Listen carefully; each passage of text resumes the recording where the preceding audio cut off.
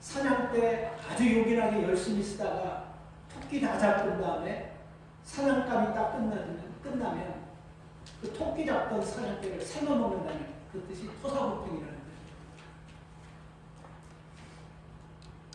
필요할 때는 여러분 굉장히 중요하게 쓰고 그러다가 필요 없으면 사정없이 버려버리는 것, 그것을 의미하는 것이겠죠. 자, 근데 여러분 우리가 이렇게 이런 것들을 보면요, 우리가 이 세상에서 현실적으로 이렇게 되어지고 이런 사건들이 참 많이 일어납니다. 우리가 성경에도 보면요, 가를 참 똑똑했어요.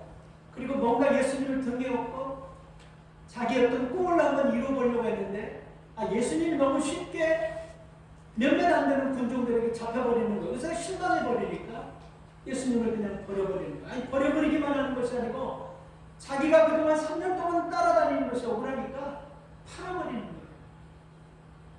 사도 바울이 여러분 열심히 복음을 전하다가 나이가 들어서 병들고 감옥에 가니까요, 그렇게 바울을 위해서 목숨을 걸고 함께 사역했던 대만은 세상을 사랑해서 그 바울을 버려버리고 떠나가 버립니다. 우리가 이런 일 들으면 참 많아요. 참 슬픈 그런 여러분 버림받은 슬픈 사람들이 너무너무 많습니다. 저는 세상에 살면서 여러분 많은 비극이 있지만요, 정말 우리 마음에 이 버림받아본 사람들은 알 겁니다. 이렇게 남들에게 어떤 기관에게 어떤 단체에게 버림받았다는 것은 내가 버림받아보지 않은 사람은 이해 못하는 거예요. 요즘은 여러분 그런 일이 없지만 한동안 경기가 안 좋았을 때는요, 평생을 여러분 20대 후반에 그 직장에 들어가가지고 60대까지 여러분 열심히 일하다가 뭔가 이제 조금 일을 이뤄놓고 자기 젊음을 다 바쳐가지고 피와 땀과 직장 동료들을 가족보다 더 귀하게 생각하면서 그들과 함께 동고동락하면서 이제 조금 뭔가 이제 될 것 같은데 그 직장에서 해고 통지가 오면 평생을 직장에서 다운시했던 사람은 큰 충격이고 상처예요. 근데 이거 아셔야 돼요. 그 사람에게만 상처와 충격으로 끝나는 것이 아니고 그 가족까지 맹공되어 버리는 것입니다. 큰 상처가 오는 거예요. 우린 살아가면서 이런 참 스토리 같은 거 많이 듣죠. 참 어려운 사람이 그 아내가 열심히 일해가지고 뒷바라에서 공부해가지고 학위 받아가지고 전문적인 직장을 딱 보여줬는데 바람나가지고 그렇게 고생했던 아내 싹 버려버리고 그 여자하고 결혼해버리고, 우리 이런 참 그런 스토리들을 많이 보지 않습니까? 그래서 이런 모든 것들이 여러분 버림받아본 사람들은요, 참 너무 이런 말할 수가 없는 겁니다. 그래서 여러분 우리가 살면서 잘 들으세요. 나와 함께 내 얘기를 들어주고 내 마음을 조금이라도 이해해주고 그래도 나를 하루에 한 번쯤이라도 생각해주는 사람이 나와 함께 있다는 것은 참 귀한 일이고 감사한 일인 줄 믿으시기 바랍니다. 인터넷 보니까요, 누가 웃으라고 좀 만들어낸 것 같기도 하고, 또 여러분 이것이 실제로 우리 안에서 좀 이런 것을 지키는 절기라고 합니다. 산술이 만드는 얘기지만 여성분이 여러분 남성분에게 초콜릿 주는 날 발렌타인데이 2월 14일이죠. 그죠? 근데 여러분 남자가 초콜릿을 받고 그것에 보답하고 그것에 감사하는 날이 3월 14일 화이트데이가 화이트데이라고 해요. 그리고 여러분 선물할 대상이 없는 사람들끼리 만나가지고 짜장면 같이 먹는 날인데 그것이 4월 14일 블랙데이라고 하네. 블랙데이. 그리고 짜장면 같이 먹을 사람도 없는 사람들이 모여가지고 카레 먹는 날이 5월 14일 옐로우데이. 이게 누가 만들었지? 카레 먹는 옐로우데이가 있대요. 그것도 없는 사람들끼리 청산가리 보고 죽는 날이 6월 14일 블루데이다. 이거 그러면서 이게 다 뭡니까 여러분? 우리가 함께 있고 같이 있는 것이 참 귀한 것이고, 이렇게 같이 있고 싶어도 같이 있을 수 있는 사람이 없을 때 참 정말 여러분 불행한 것을 여러분 얘기하는 것이 아닌가 생각합니다. 여러분 그렇습니다. 우리가 살아가다 보면요, 얼마 전에 여러분 저 요즘 옛날에는 그런 거 보지도 않았어요. 이 취미도 관심도 전혀 없는데 요즘 이 개하고 관계된 것을 보면요, 저 강아지 보면서 눈물 흘리고 개 잡는 거 어렸을 때 많이 봤거든요. 저희가 그 답심리 살아가지고 그 산동네 거기서 저기 그 산에 가면 그냥 그 아저씨들이 그냥 개를 하나 잡아서 끌고 가지고 그냥 가마떼기 묶어가지고 두들겨 팬 다음에 싹 끄실러 먹고 또 하줄로 해가지고 목에 대라가지고 밑에서 불에가지고 내가 다 봤어요. 그리고 제가 하는 교회가 또 그 남문전도에서 1년에 한 번씩 복날 한 마리 잡아가지고 남자들 가고 이런 걸 난 너무 많이 봐요. 개가 이렇게 고통당하는 거 눈 하나 깜짝 안 했어요. 그거 먹는 것도 당연히 생각해요. 근데 이거 내가 좀 이상하게 생겼는데 개를 하나 키우다 보니까 개를 학대하는 사람 보면 사람 학대하는 사람처럼 나쁜 사람 같이 느껴져. 눈물도 지금 날 때가 있어요. 내가 이거 왜 이러나 보다. 옛날에 개 이거 이러지 않았는데 나도 좀 생겼는데 확실히 달라져 버렸어. 근데 그 개를 갖다가 얼음판에다 놔두고 묶어놨어. 그 사람 미친 사람 아니야. 그럼 어머님 너무 그 개 거기서 죽으라 하는데 이건 내가 보지 못했는데 아내가 그러면서 우리 아내는 흥분을 나가더라고. 진짜 그 사람 있으면 그 사람 아니에요. 그 자기 자식 하줄에 묶어놓고 얼음 위에 올려놓고 똑같은 거예요. 그거 하면 안 되는 거예요. 자, 이렇게 여러분 짐승도 이렇게 아끼고 그러다가 여러분 치료비가 많이 나오고 돈 많이 들고 그냥 버려버리는 거예요. 사람도 버려요. 사람도 버려버리는데 엄마가 그 10달 동안 그 태아를 뱃속에 있다가 그 힘들게 나가지고 못 키우니까 그냥 버려버리는 거야. 상자를 먹고 갖다 줘버리고 이런 일들이 일어나는 거야.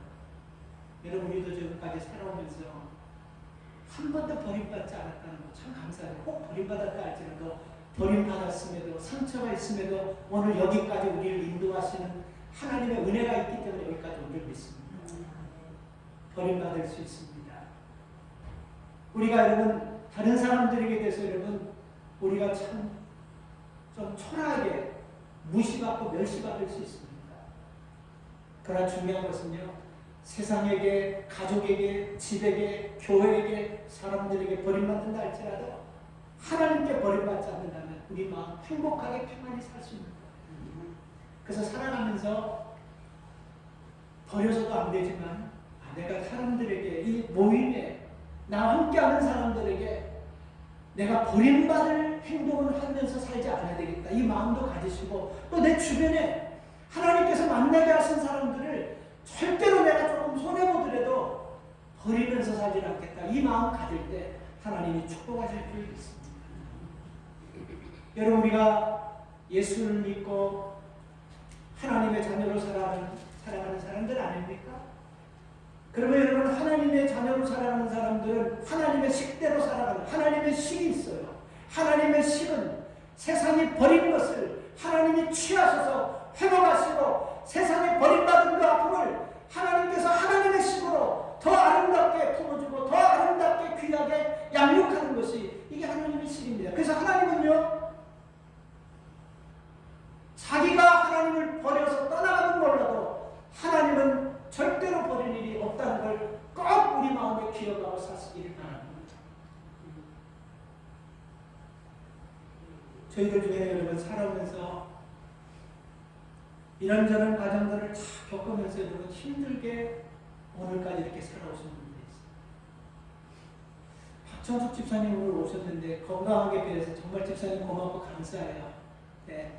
저는 집사님하고 가다가 집사님 꼭 하시는 그 18년 같은 얘기가 있어요. 6.25 때부터 어렸을 때 6.25 때 경험하시면서 그 고생하면서 그 아버님 얘기도 막 그냥 화가 나서 막 하시고 몇 번 들었어요.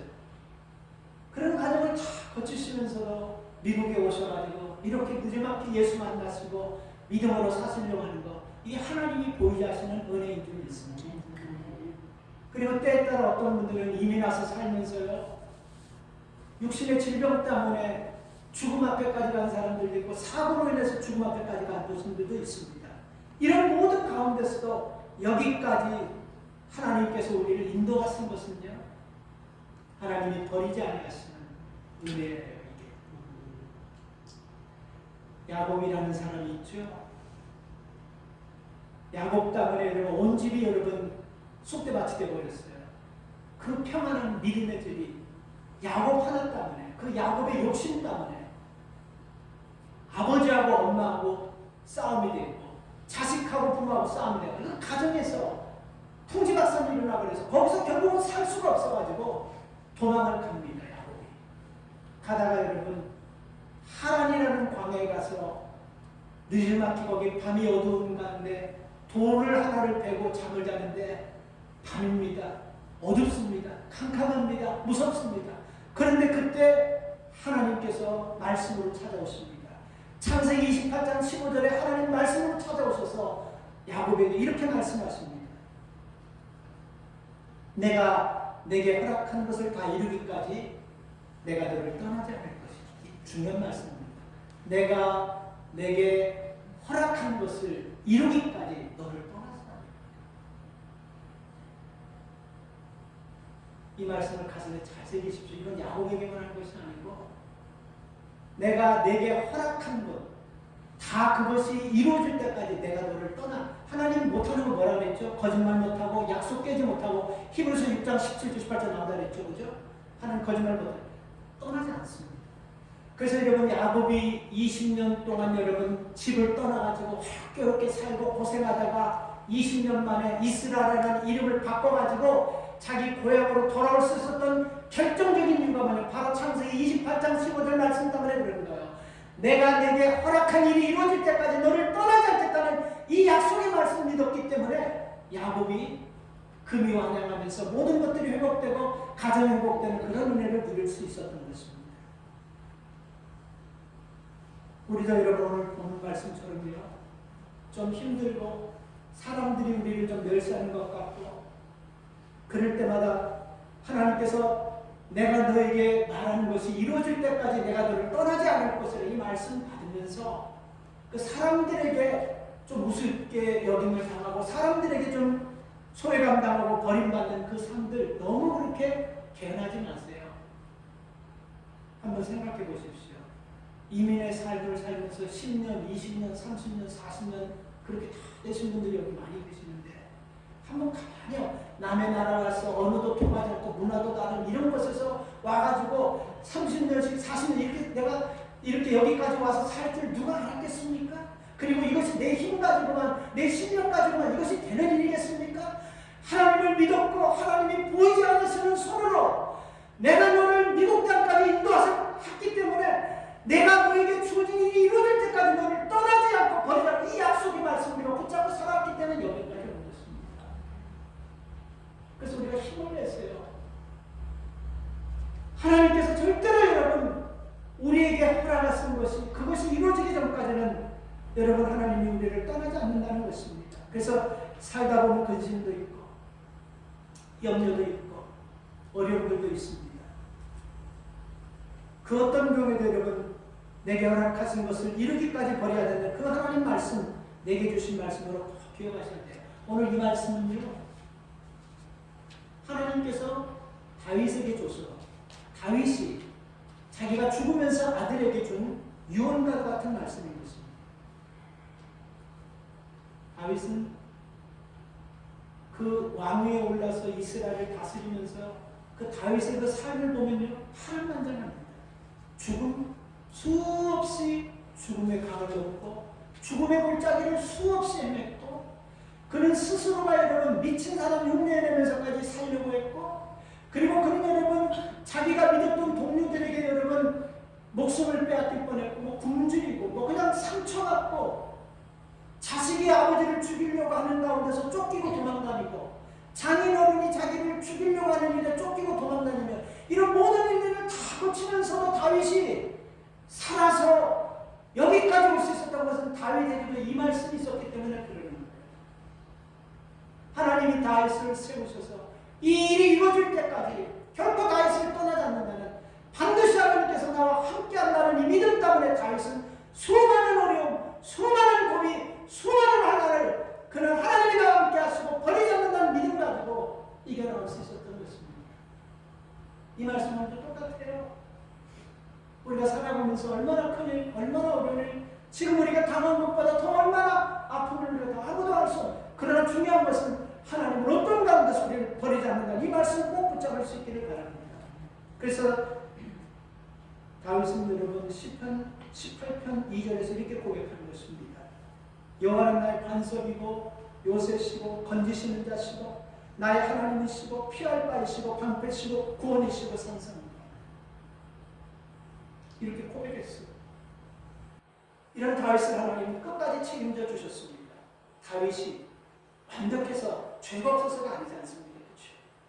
다윗이 죄가 있었지만 하나님께서 하나님이 약속한 것이 이루어질 때까지 하나님 다윗을 놓쳐놨어요. 아브라함 완벽해서 하나님이 끝까지 붙잡았습니까? 아브라함도 범죄했지만 하나님께서 버리지 않으셨어요. 야곱도 범죄했지만 하나님 버리지 않으셨어요.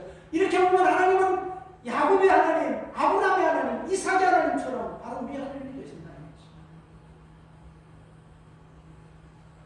하나님이 우리를 떠나지 아니하시고 함께 하신 것이요, 우리도 다른 사람을 위해서 떠나지 않고 곁에 있는 사람으로 살아간다는 말씀입니다. 내 생각대로, 내 판단대로 쉽게 사람을 떠나는 일이 없어야 돼요.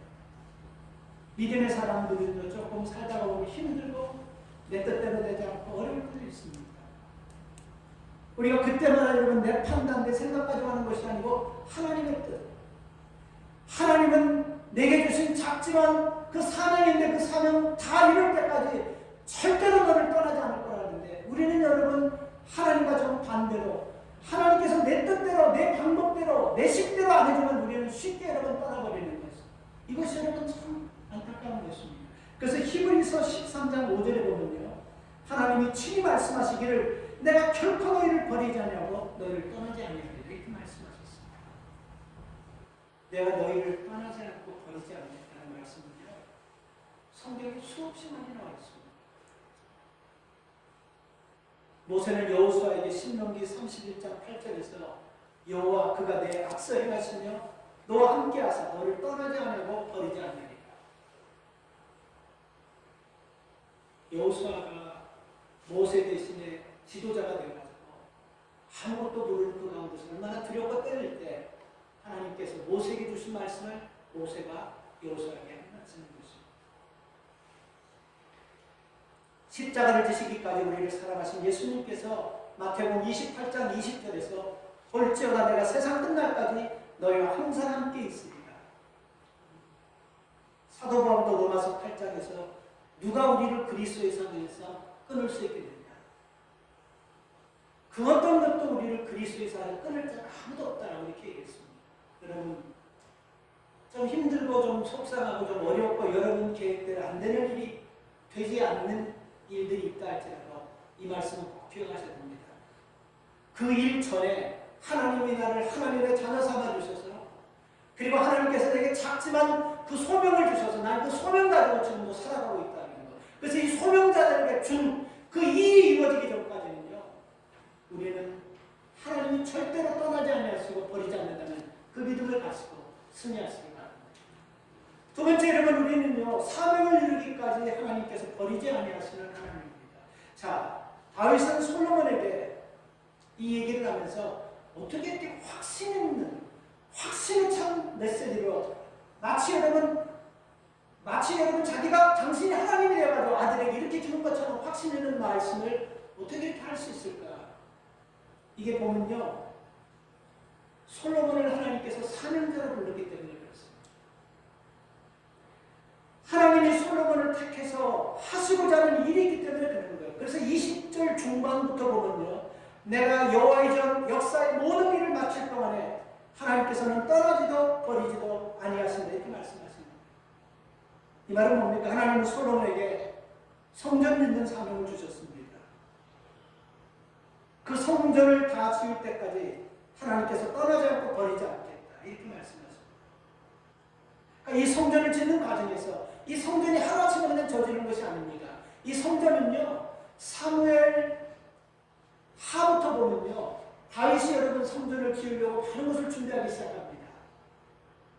그럼에도 여러분 성전을 짓지 못하고 여러 가지 많은 것들을 준비해서 솔로몬에게 줬지만 그것이 하루아침에 그 모든 것들이 있다고 지어지는 것은 굉장히 오랜 시간이 걸렸어요. 그 오랜 시간 동안 나라가 전쟁도 있을 수 있을 것이고, 나라가 어려운 일에 처할 수 있을 것이고, 또 여러분 본인도 믿음이 약해질 수가 있을 것이고, 또 뭔가 부족해가지고 어떤 예측하지 못한 일이 있을 수 있지 않겠습니까? 그런 다 감안하셔서 하나님이 말씀하시는 거야. 하나님 아무것도 모르고 그냥 눈에 보이는 것 하나가지고만 얘기하는 것이 아니고 이 모든 것을 다 알고 계시고 얘기하는 거야. 이거 칠 때까지 내가 너를 버리지도 떠나지도 않게 할 것이다. 이렇게 말씀하시는 거예요. 우리가 여러분 느헤미야를 수요예배 때 공부하지 않았습니까? 무너진 성벽을 쌓기 위해서 많은 사람들이 여러분 그 성벽을 쌓으려고 하다가 쌓지 못했어요. 그래서 느헤미야가 와서 그 성벽을 쌓으려고 할 때 그 성벽 쌓는 것을 반대하는 많은 사람들이 있었습니다. 그 주변에 산발라시나 도비아, 게셈 이런 사람들이 성벽 쌓기 전에 느헤미야를 죽여야 되고 성벽을 절대로 느헤미야를 못 쌓고 죽을 거야. 이렇게 장담하면서 성벽 쌓는 느헤미야를 여러 차례 죽이려고 했어요. 느헤미야 죽지 않았습니다. 그 성벽을 완벽하게 다 만들었어요. 그리고 그 백성들을 하나님의 말씀으로 잘 이끄는 리더자가 되었습니다. 이게 뭡니까? 하나님께서 주신 사명이 이룰 때까지 하나님이 떠나지 않으시고 지키시는 증거인 것입니다. 모세도 여러분 신명기 34장 7절에 보면요.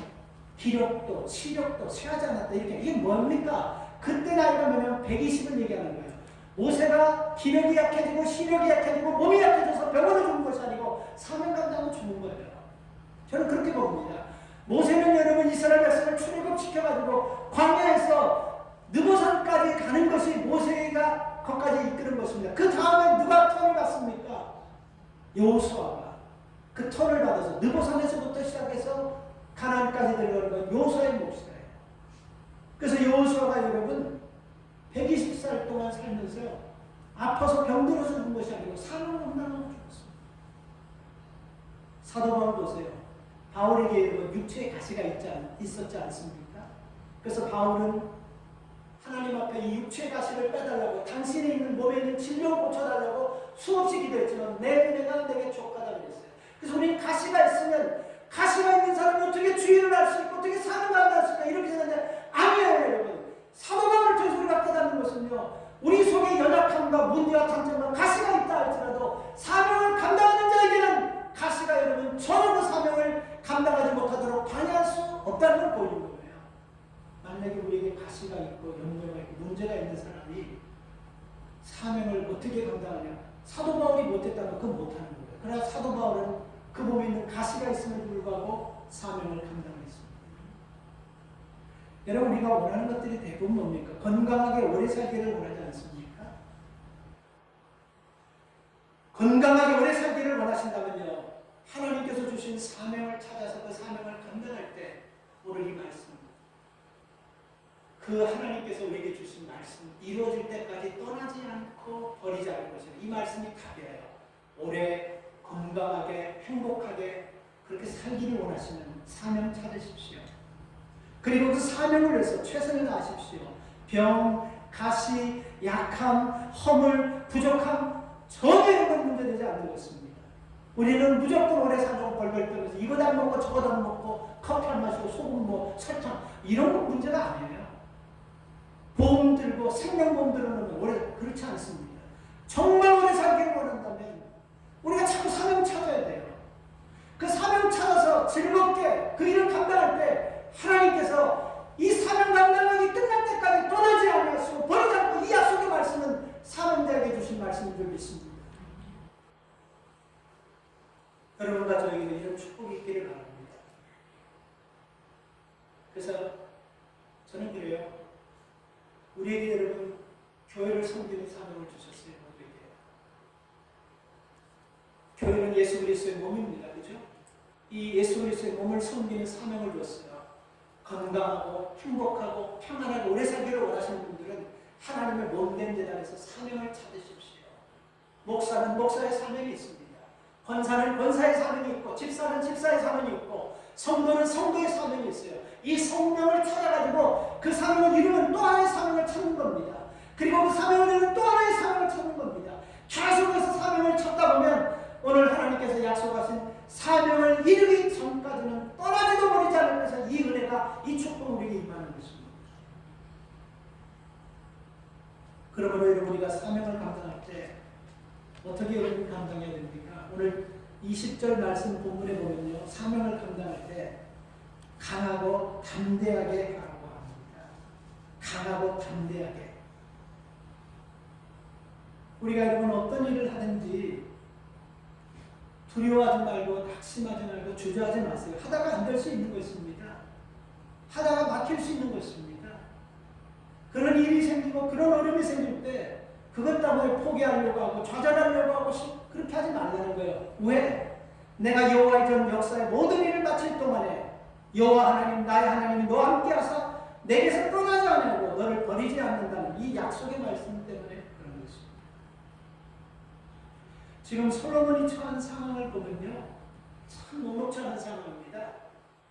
어느 정도로 여러분 솔로몬이 지금 어려운 상황이 되냐면요, 이 왕권이 아직도 자기가 왕이 되었지만 아직도 왕권이 모든 것들이 정리가 다 되지 않았어요. 솔로몬은 다윗에게 있는 한 20여 명의 자식 중에 5번째예요. 첫째가 암논이라는 첫째 아들인데 셋째 아들 압살롬에게 살해당합니다. 그리고 둘째 아들 길르압은 어려서 죽습니다.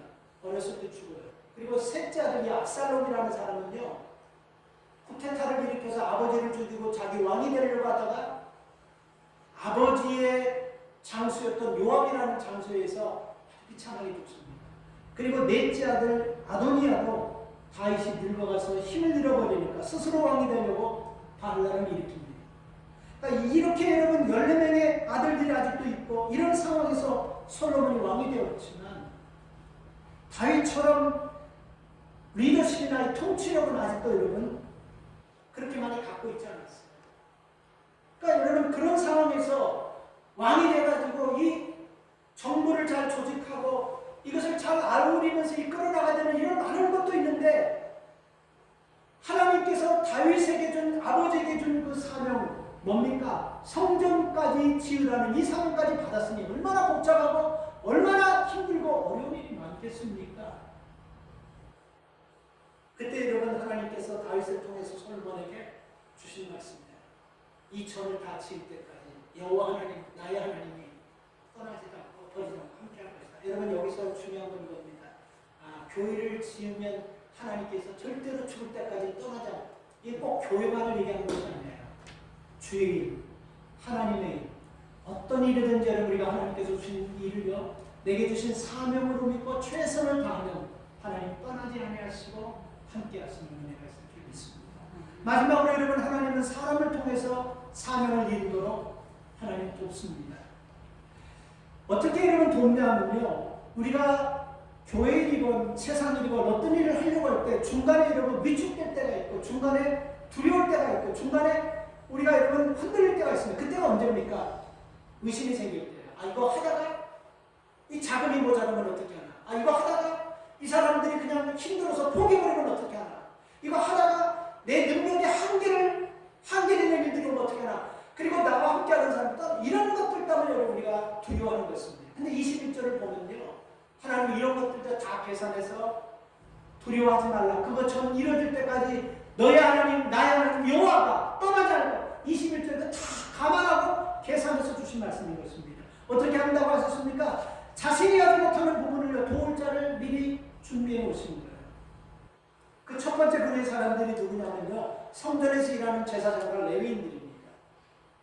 제사장과 레위인들의 여러분 직분은요 고유한 직분입니다. 그는 누구도 할 수 없는 거예요. 다 솔로몬 왕이 상권을 다 쥐고 있다 할지라도 하나님 앞에 제사 지내는 것은 왕이 할 수 있는 것이 아닙니다. 그래서 그것을 할 수 있도록 제사장과 레위인들을 다 준비해놨어요. 그리고 성전을 짓는데 필요한 기술자들까지도 하나님께서는 다 준비해 놓으셨습니다. 돈이 있다고 권력이 있다고 성전을 짓고 하나님 일을 한 거 아닙니다.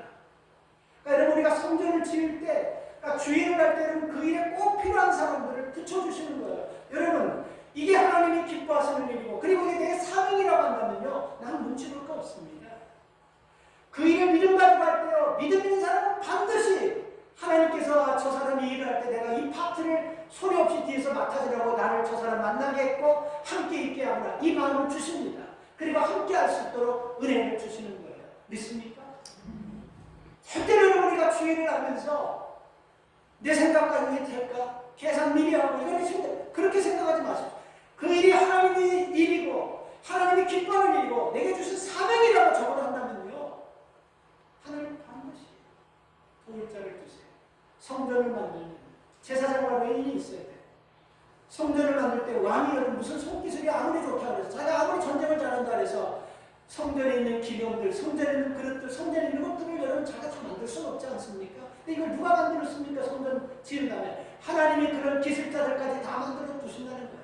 그리고 이들이 여러분 억지로 하는 것이 아니고 21절에 다 기쁜 마음으로, 다 즐거운 마음, 다 공개한 마음으로, 다 자원하고 순종하는 마음으로, 순종하는 마음으로 일을 하게 될 것이라 그런 사람들을 준비해 오셨다는 오늘 21절을 말씀하고 있습니다.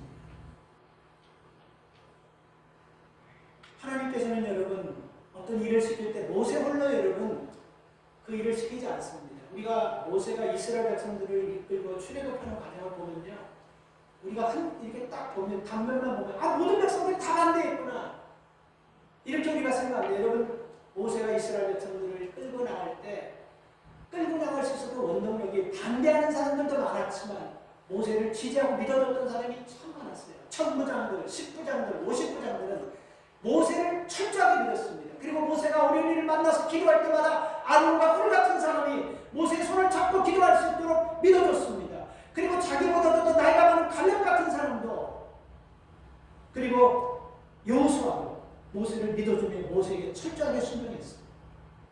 그러니까 여러분 우리가 어떤 일을 할 때 일을 진짜 할 수 있을까? 그렇지 않습니다. 하나님은 이게 하나님께서 기뻐하시는 일이고 이게 내 소명이라고 한다면 준비해 놓으셨어요. 바울 혼자서 이렇게 위대한 바울이 될 수 있었겠습니까? 바울이 하나님 앞에 다메섹에서 불러받았을 때 하나님은 밑에 다 깔아놨어요. 준비를 다 해놓으시고 꼭 적절하게 필요한 사람을 만나게 하셔서 하나님이 할 수 있었던 것입니다. 그래서 보면요, 많은 문제가 있고 어려움들이 있지 않습니까? 이런 가시들이 있고 막 사람 자체로 이런 문제가 많지 않습니까? 그리고 그를 죽이려고 하는 사람이 많지 않았습니까? 그럼에도 불구하고 여러분 전혀 그런 것에 문제가 되냐, 그것을 넘을 수 있었던 것은 사도 바울을 부르기 전에 그를 돕고 협력하고 함께 할 수 있는 그런 마음을 준 하나님의 일꾼들을 다 붙여줬어요. 그래서 그들이 하게 된 것입니다.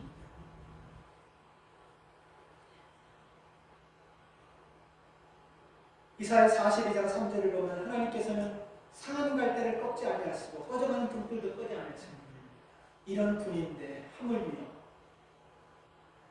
하나님이 기뻐하는 일을 찾아서 그 기뻐하는 일을 위해서 내 시간과 물질과 삶을 들여서 하려고 한다면 절대로 외롭게 그 일을 하지 않게 하십니다. 같이 할 수 있는 그런 마음을 갖고 있는 사람을 줘요. 우리가 일할 때도 보면요, 앞에서 일하는 사람, 그런 것이 여러분 탤런트인 사람이 있고 또 어떤 사람은요 너무 무서울 정도로 뒤에서 보이지 않게 그 앞에서 일하는 사람을 소리 없이 잘 할 수 있도록 그렇게 은사를 가진 사람도 참 많습니다.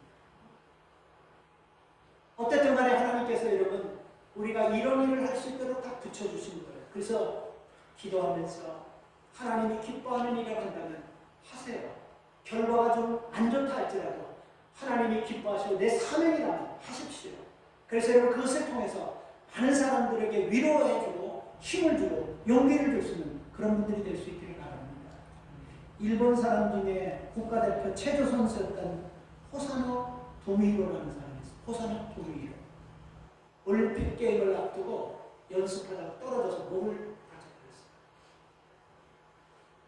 그래서 여러분 병원에 들어가서 소변 퇴변 기능이 이게 망가져버렸기 때문에, 그리고 이 상체하고 하체하고 이게 이 기능들이 다 망가져버려가지고 의사들도 살 수 없다고 얘기했습니다.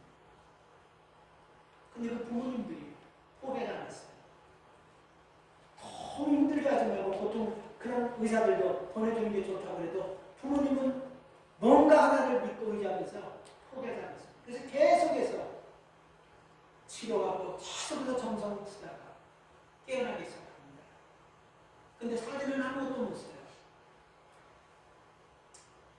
근데 여러분 이 호사노 도비히로라는 사람이 국가대표 체조 선수였던 것을 알았던 한 간호원이 깨어난 다음에 사인 사인을 해달라고 그렇게 종이를 한 장 갖다 줬어요. 그러니까 이 호사노 도미히로가 손가락만 움직이지 못한 걸 알면서 어떻게 사인하냐니까 그 간호이 그 볼펜을 알코올로 닦고 물로 확 닦은 다음에 호사노가 입에다가 딱 올려줬어요.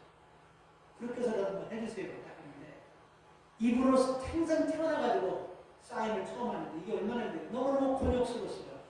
오랜 시간 너무너무 힘들게 그 사인을 다 맞추고 나가지고 이 호사노 도미히로라는 사람이 무슨 마음이 생기냐면 아무것도 할 수 없으니까 입에다 볼펜을 하고 그림이나 한번 그려보자. 그게 시작됩니다.